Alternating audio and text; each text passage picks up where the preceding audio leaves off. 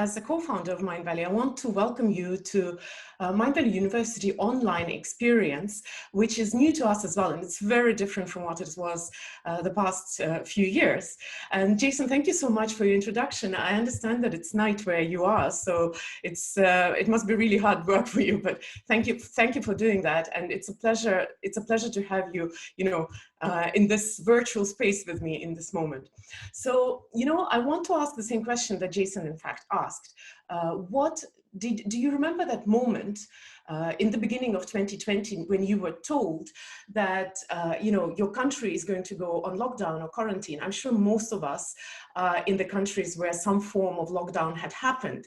And if you remember, you're welcome to share what was your first experience, what was your first thought, your first feeling in the comments. I won't be able to read the comments as I speak, but Jason is reading them. So please do actively comment if I ask you a question. So just think of that first moment when you realized that, your life in 2020 is going to be different. I remember my experience very well because I am co-founder of Mindvalley, but I'm also the face of Mindvalley in Russian language. And once a year, we have this huge event for Mindvalley Russian community, and it was supposed to be in the end of April. In Armenia, and I remember March very well when we were trying to make this hard decision that maybe we'll have to cancel the event or do it some other way. And in the end, we decided very quickly to do the event online.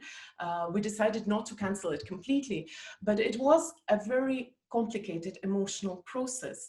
And of course, since then, I've been on a lot of events online. I've spoken online a lot. And the question that I've got often was this: so how do you deal with uncertainty? Because suddenly we realize in 2020, most of us realize that we live in the environment of uncertainty, that uncertainty is something which happens. But what I'm trying to say, and probably that's the main message of my today's presentation, is that uncertainty is actually the only certain thing in life. And that certainty is an illusion, because if you think a little early in 2020, let's say, when the new year was coming, the year 2020, and we tend to have our plans for the year. Where will I go? What kind of goals do I want to set and what to achieve? How do I want to change, grow, learn, maybe career goals? Then when our countries were put on lockdown, we suddenly realized that we have to change. But the truth is that in March, our plan to make this event in Armenia was not any more uncertain than it was in January. The difference was our awareness of how uncertain life actually is, that the only certain thing in life is uncertainty. Because our plans in January and in March were just the same possibility of them happening. Our awareness was a little different.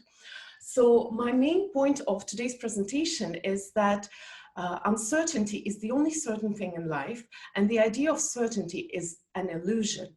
And I've heard this really interesting idea that our discomfort with uncertainty is actually playing a very tricky game with us, because what happens is that we're trying to do something to feel a little more certain.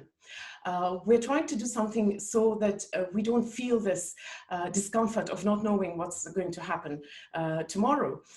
In fact, this whole year I've been remembering this quote from a favorite novel of mine by a Russian author, Bulgakov. He has a beautiful novel called Master and Margarita. And in that novel, there is this one of the main characters who says, and it's a little bit dark joke, but I hope you take my dry Russian humor. He says, human beings are mortal. And that would have been half the problem. They're mortal unexpectedly. That's a bigger problem. So the truth that uncertainty is part of our life is something that we have to become comfortable with. And the question is, how do we thrive in this situation when everything is uncertain? So going back to this idea that we are trying to fight uncertainty and how it's a tricky thing, I want to maybe bring a little bit more practical example.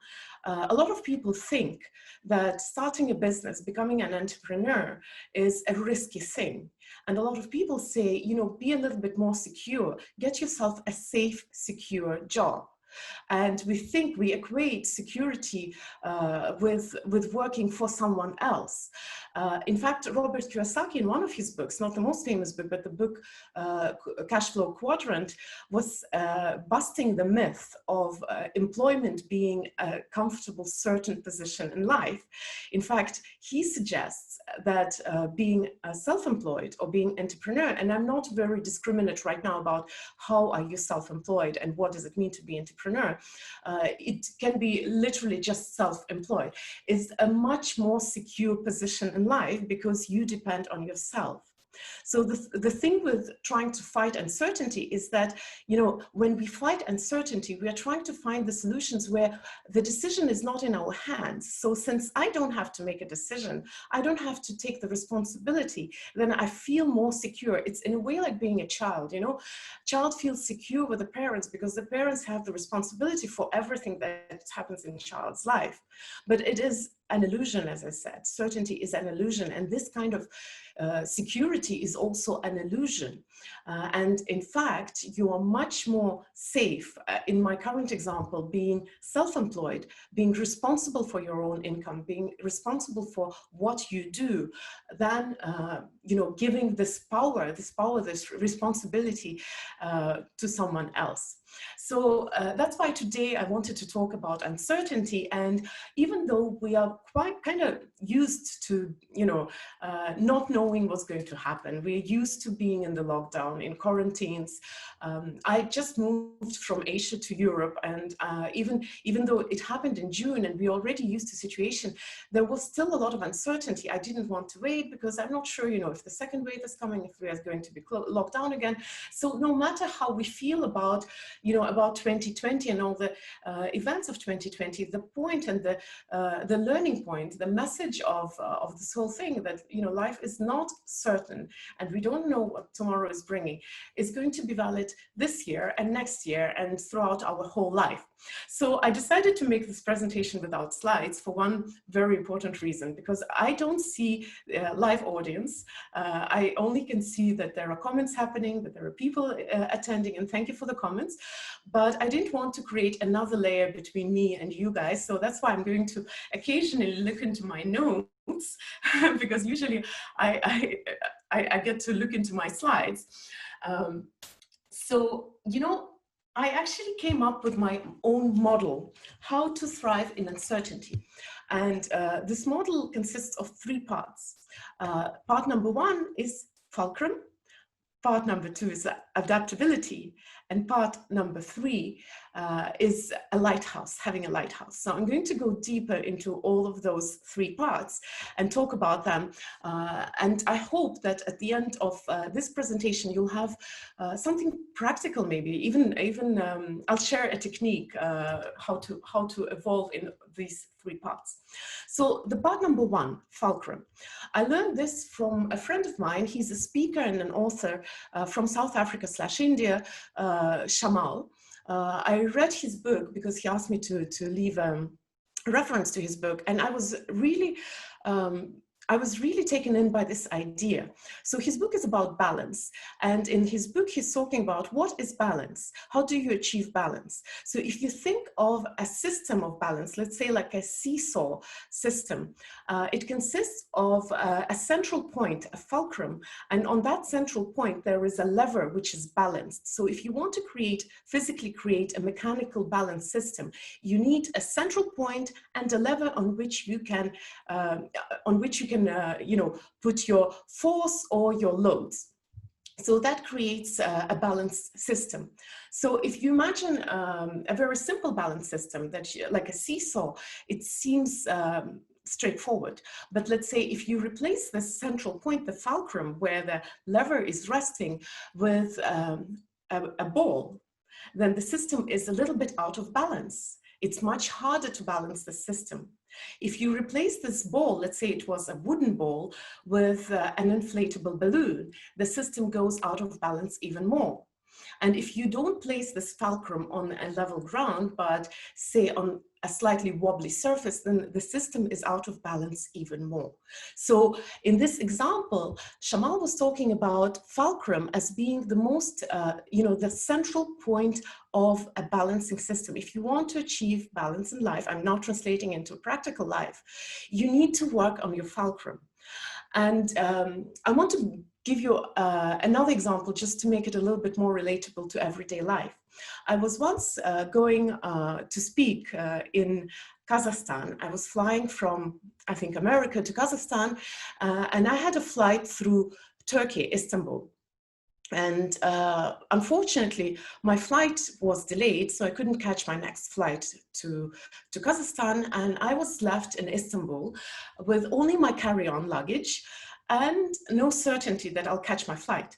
And I remember how, if you've been in this kind of situation, you know how stressful it is to be in this kind of situations. And I remember this night in the hotel bathroom, because I didn't even have anything to brush my teeth with, or, I was wondering what do you sleep in. And I was standing in this bathroom, looking in the mirror. I suddenly realized that, as long as I catch my flight the next day, I don't need anything to go to Kazakhstan and deliver my speech, which is the main point of my trip, to deliver a speech, to make a point, to deliver a message. And for that, I don't really need my suitcase, which I didn't know where it was. I didn't need anything. I didn't need to brush my teeth. I didn't even need, honestly, clean clothes. All I needed was myself. My experience and my knowledge were not lost just because I missed a flight. And that realization was really liberating, because I realized is as long as I have myself in clear mind and consciousness, I'll be fine. So this idea of a fulcrum, of the balancing system, and this idea of as long as I have myself is exactly the same point. Fulcrum, in the conditions of uncertainty, you are the fulcrum. As long as you have yourself, as long as you have your sanity, as long as you work on yourself, on your well-being, you will balance any system, and uncertainty is not as scary. So that is my first point. Be your own fulcrum, and that will help you to thrive in uncertainty. The second component is adaptability. And this is a little maybe more complicated. Here I want to start with a saying which I'm sure you would have heard, and you're welcome to, to comment if you've heard that, if you've said that, if you've ever thought that. They say that whatever doesn't kill you makes you stronger. And I think it is the biggest myth and the biggest lie in the history of humankind and in the history of personal growth and transformation where I work. Why do I say that? Because if that was true, we'd be surrounded by truly evolved, transformed, beautiful human beings. But unfortunately, any psychologist will tell you that often our experiences in life don't really make us stronger. Unfortunately, a lot of our experiences in life make us traumatized, or make us a little more closed, or a little less us, or a little less brilliant or bright or courageous. Because the truth is that whatever doesn't kill you doesn't necessarily make you stronger. Every experience in life gives us like a turning point, a crossroad, a choice. Every experience in life comes with a possibility of transformation and a possibility of trauma. And both are likely. Both transformation and trauma are just as likely. So I have developed a formula, and this is probably the only place where I could have made a slide. And my formula is like this: transformation equals experience plus consciousness. So experience in life has a possibility of transformation or trauma, but whether it will be transformation or trauma depends on your context, depends on how conscious you are in this experience. What are you going to do with this experience? Can you can you take the best out of this experience and really grow, transform, and change? Or are you going to let this experience curse you or break you or make you a little less? So my formula is transformation equals experience plus consciousness. So transformation is obviously the first component of adaptability. To adapt, you need to change, obviously, because that's the whole, that's the whole natural process of how things evolve. T.H. Werker, one of the authors that I also truly admire, says that whatever doesn't grow dies. So obviously for adaptability, we need to transform. But here I mentioned another component of adaptability, because this is a necessary component for transformation, and it is consciousness. Consciousness is probably one of the most important habits you can develop if you want to grow and transform, if you want to live a better life every day, to have a slightly better day. And here I want to start from maybe a little distance. I want to ask you, and you're welcome to comment, please do. Can you remember the most important decisions in your life? Think how many decisions were there. You can write, if you can write the most important decision in your life, or you can say, I've had, like, let's say 5, 10 most important decisions in my life. Usually when we think about decisions in our life, we think of something very huge, something like, what am I going to study? What kind of job I'm going to have? Which city am I going to live? Who I'm going to form a relationship? Am I going to start a family? Am I going to have children? We think of this kind of decisions, and we live believing that these decisions are the decisions that shape our life. And in some way they do, but they're like the basement of the house. They can shape our life, but they are not the ones that truly matter in everyday life, unfortunately. And you can think of, of people that let's say 2 of your former classmates or people you went to university with, who probably would have had a very similar path with you. They studied the same thing, they maybe got similar jobs, similar salaries, live in similar kind of cities, have made similar life choices, but I'm welcoming you right now to think of people that but one might be truly happy, fulfilled, bubbly individual, and the other one might be a completely different kind of individual, person who is unhappy or unhealthy, in bad shape.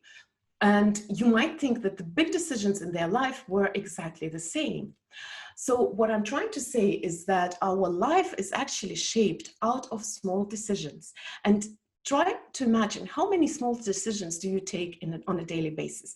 You are also welcome to leave a number. How many small decisions do we take on a daily basis?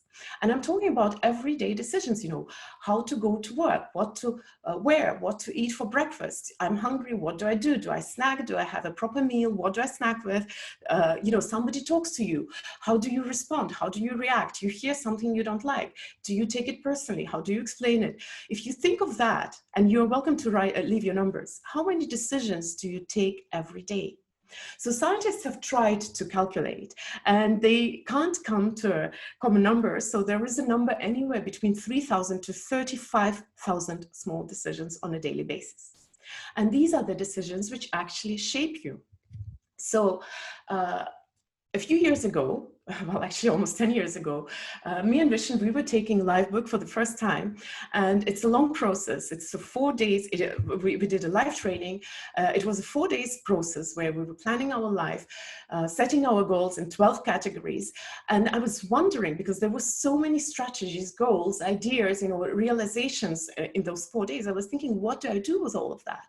This huge overwhelm. What do I do with all these discoveries? And on the last day, we did this beautiful exercise where we had to prioritize our goals.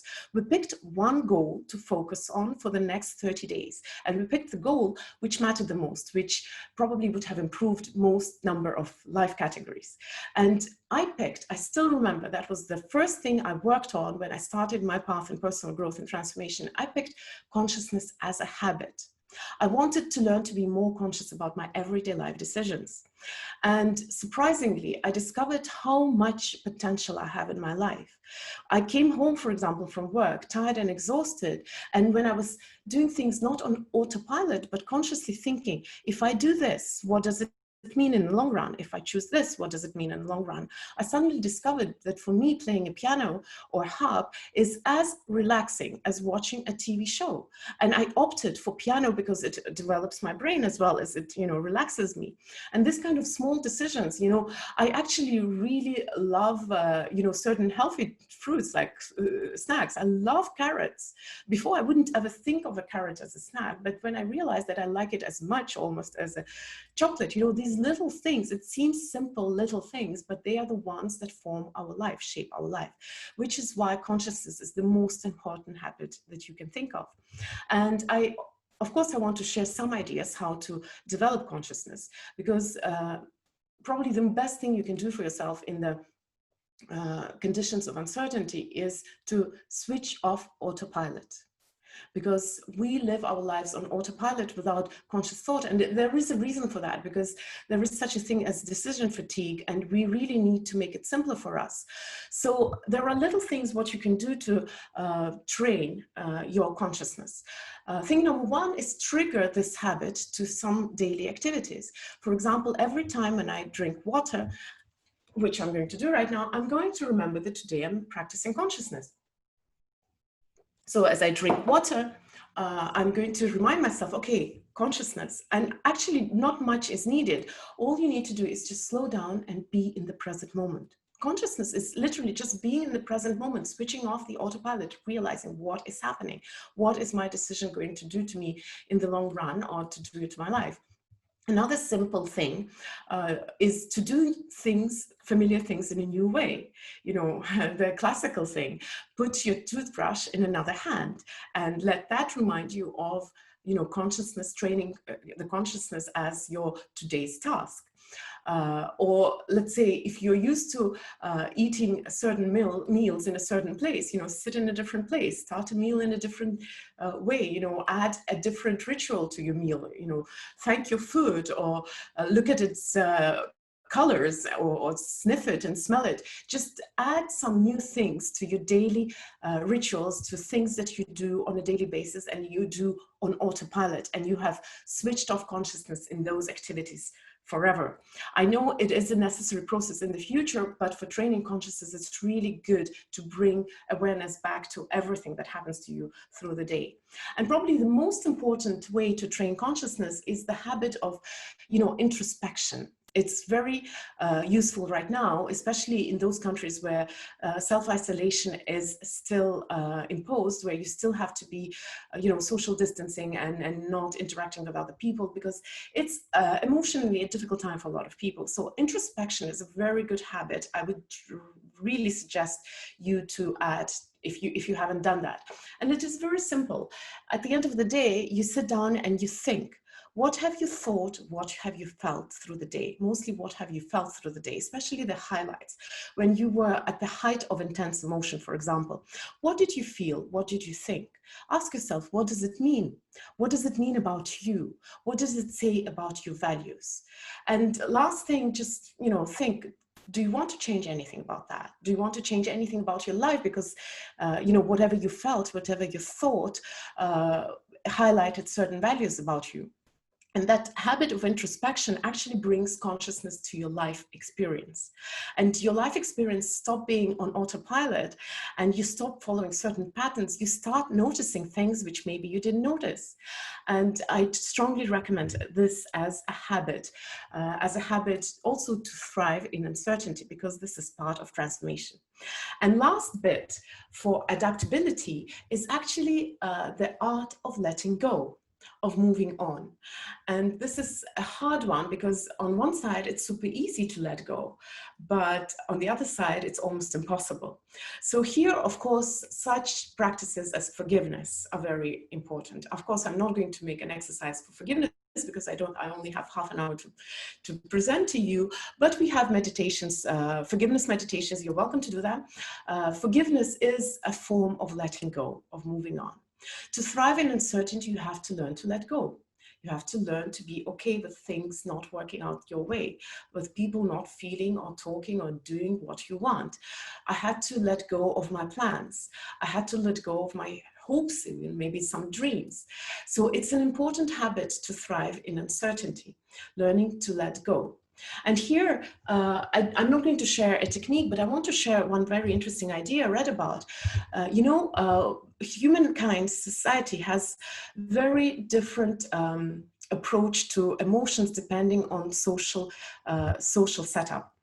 So let's say emotion of shame in certain countries is much more intense than in others. For example, in Russia and Latin America, emotions of jealousy are more intense than, let's say, in the Western environment.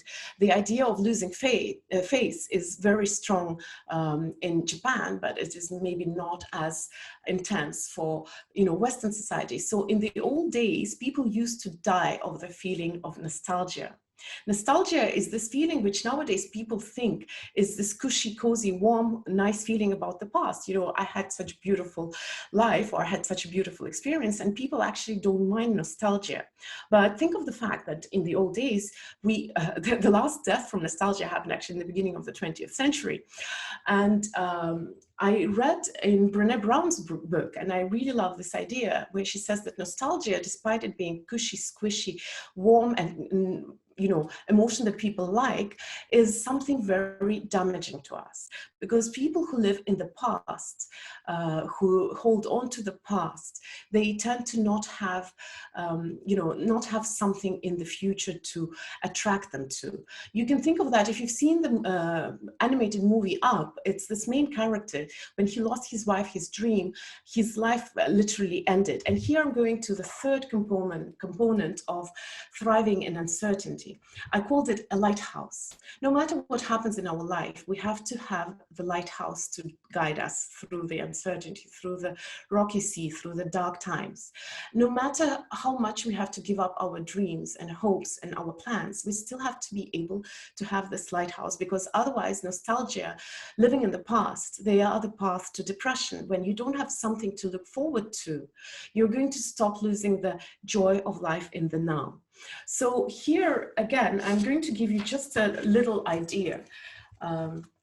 Even when your plans change, your dreams don't have to be cancelled. Your dreams can still stay, even if the circumstances change. Circumstances do change all the time, but dreams don't have to. So I want to invite you to continue dreaming. Because dreams don't depend on circumstances. And here I want to come back to this event that I was talking about, the Mindvalley Russian community event. It was called Mindvalley Summit, which was supposed to happen in the end of April, and we had to cancel the live event. But the thing is that no matter what the circumstances are, humans stay the same and our needs stay the same. So I told my team, I don't care that we can't travel anymore.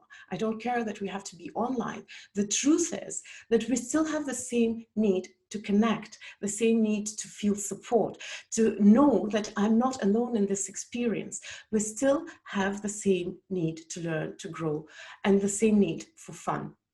So we made this event because it doesn't matter that the circumstances changed. What mattered is that the people have the same needs, and we can still solve them. We can still help them solve the needs. So your dreams don't have to change when the circumstances change. I heard another interesting analogy, and the analogy is, somebody said, the economic crisis is coming, I'm panicking. And somebody said, every economic crisis is the time when the Forbes fortune companies get reshuffled, because the truth stays the same. We humans don't change, even if we have to live in a different way. So keep dreaming, keep transforming. If you can, add the habit of consciousness into your daily rituals and be the fulcrum in your life. And thank you for this.